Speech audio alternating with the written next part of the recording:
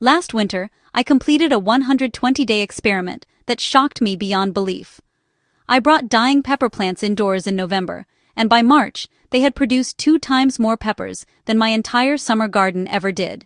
These plants were frost-damaged, defoliated, and headed for the compost heap. But what happened next changed everything I thought I knew about pepper plants. You won't believe the results.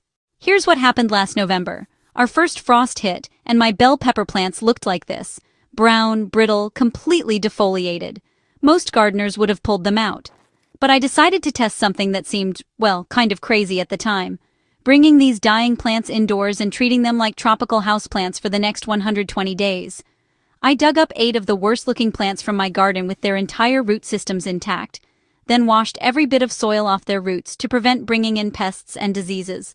Here's the crucial part most people miss.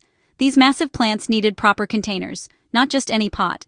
I used 5-gallon fabric pots filled with organic potting mix mixed with perlite in a 70-30 ratio. These plants have huge root systems and need room to grow all winter long. I trimmed them back by half, then planted each one directly into these large containers. After that, I hardened them off for 3 days in my garage under fluorescent lights, then moved them permanently under my 400-watt LED grow lights in my basement.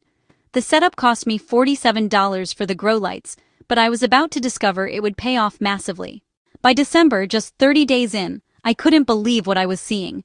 These plants that looked dead 30 days ago were sprouting new leaves like crazy. They went from having 0 leaves to this, full green foliage.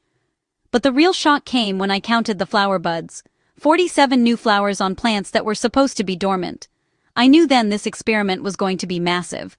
The key was keeping them at 65 to 70 degrees, watering only when the soil was dry 2 inches down, and running the grow lights 16 hours a day.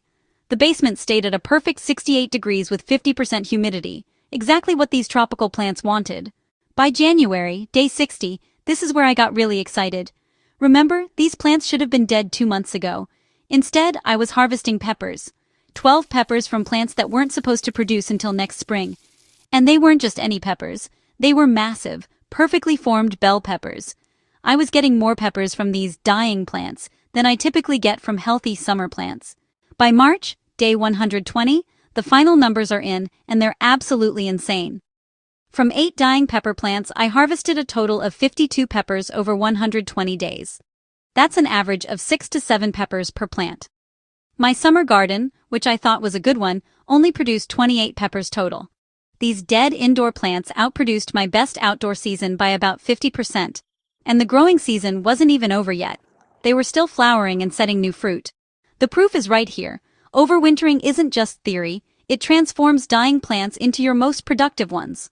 If you're ready to maximize every growing season and turn your winter into a productive growing season, try overwintering your own peppers. I want to hear about your results. Drop a comment below and tell me if you're going to attempt this winter. Your future self will thank you. If this experiment inspired you to try overwintering, hit that subscribe button and give us a like. I share these proven experiments that actually work every single week. Your garden will never be the same.